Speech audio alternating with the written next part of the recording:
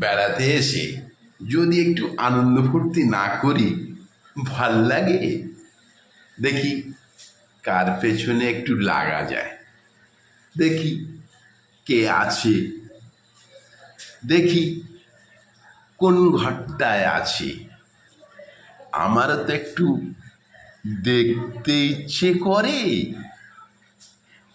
দেখি কত দূর আছে, দেখি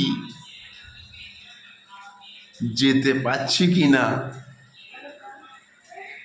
এই তো ঠিক জায়গায় এসে গেছি, ঠিক জায়গায় এসে গেছি, আনন্দ করার উপযুক্ত জায়গা।